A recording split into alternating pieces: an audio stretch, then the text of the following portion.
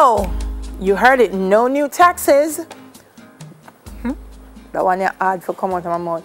Billions for road repairs and the fight against crime.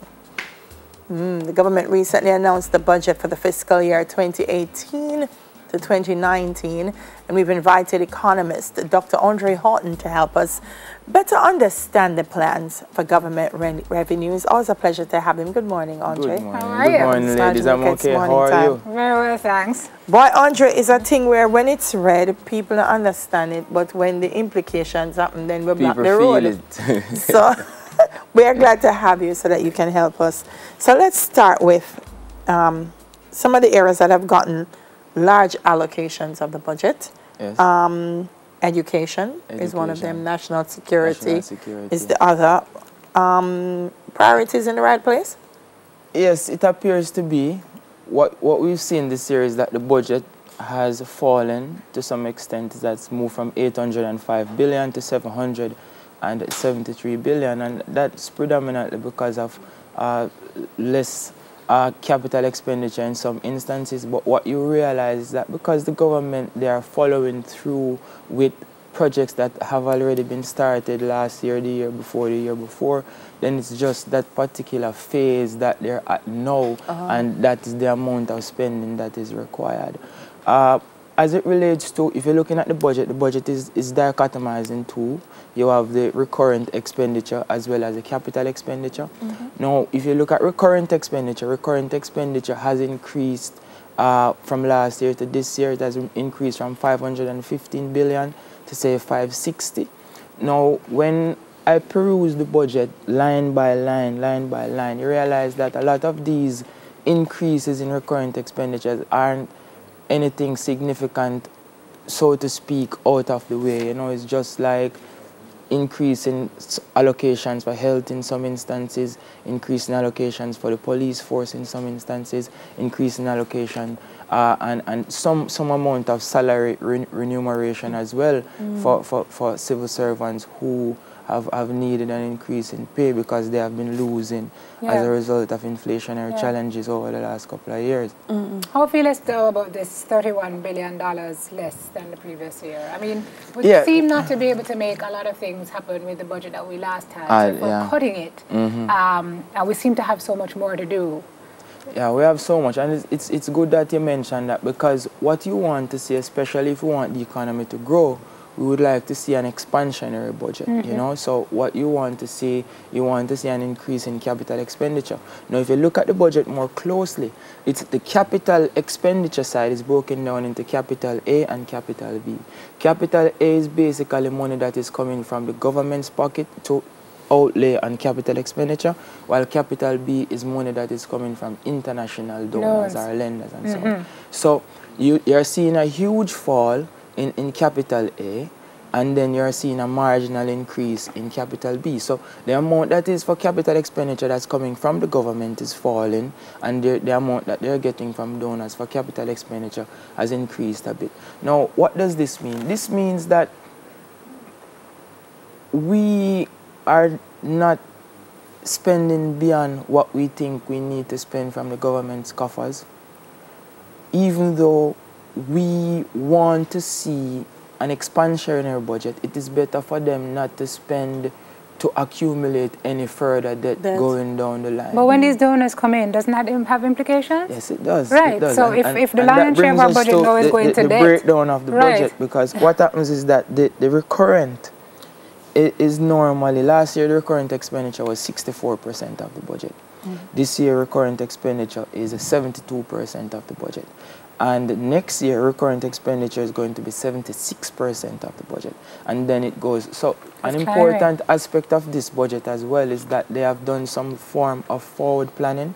So what we're seeing is not just the budget for 2018, 2019 and previous years, but now you're seeing estimates for future years, which is important, because what that does is that it shows some form of medium-term planning. So say, for example, you live in a household and you say, okay, the house is empty. This year I'm going to buy a settee, next year I'm going to buy a stove, the following year I'm going to buy a refrigerator, and so on and so forth. So, for example, if the stove is more expensive than the settee, then that year you might end up spending more than you did the previous when you purchased. So give you some planning power then. Yeah, yes. It's give you some amount of planning power. So the breakdown you spoke about, debt, 136.9 million set aside for that. Then comes in the Ministry of Education, News and Information. That's interesting. Health, 64 billion. This model about most of the money going to debt, this has to change, you know, but it won't change in the foreseeable future. It will. What we've seen is that our debt to GDP ratio, believe it or not, it appears to be coming down. And once we get our debt to GDP ratio below 100%, it's coming from 140, it has gone below 120, and what we want to do is to get that below 100 and keep on moving it to 60. In that way, in the foreseeable future, less and less will come from the recurrent expenditure to offset debt and debt obligations. So now those can be rolled over into capital expenditure and so on and so forth. You know, crime. Yes. Crime. And crime has been a significant topic on a lot of people's lips, debating how to address the crime issue. We've seen here that a lot of monies are being outlaid to buy new vehicles, etc., etc. But one important aspect I want to highlight is the money is being outlaid to increase the amount of information that the police have available to them, cybercrime, etc., etc. And this is important because we have to start taking an intelligent approach to not just the crime, but to everything, but so much so crime, because crime is not like brute force again, where arms up with artillery. Crime now is becoming more and people sophisticated. Yeah, it's becoming intelligence more gathering and in forensics. My area, Andre. Entertainment. And culture. And culture. We see some amount of work being done. I mean, notable expenses that I've made note of here.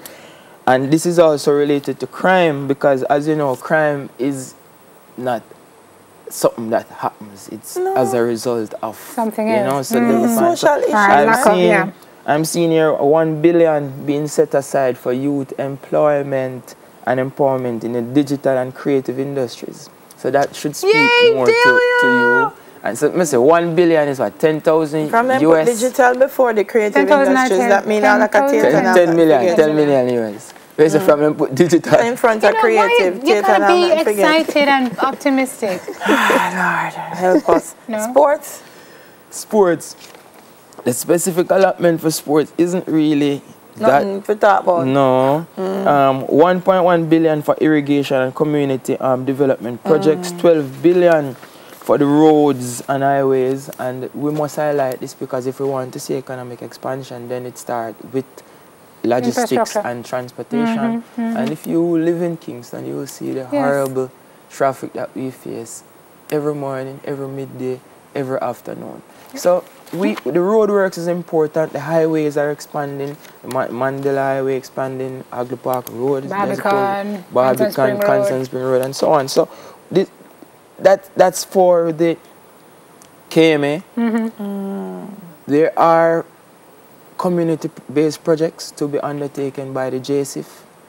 And these projects are, I hope that if and when they are implemented, it's not just like community intervention from a figurehead point of view, but real community intervention. And sustain. Yes, because so that's what's going to help bring their crime numbers down. So we don't want to see people just going into our communities, conducting surveys, this, that, but we really want to see economic activity being undertaken in a lot of these communities, because that is how we will find work for either hands and in some regard reduce the crime problem. We'll talk about some more things. Culture. Like sports and culture. Economist Dr. Andre Houghton with us this morning.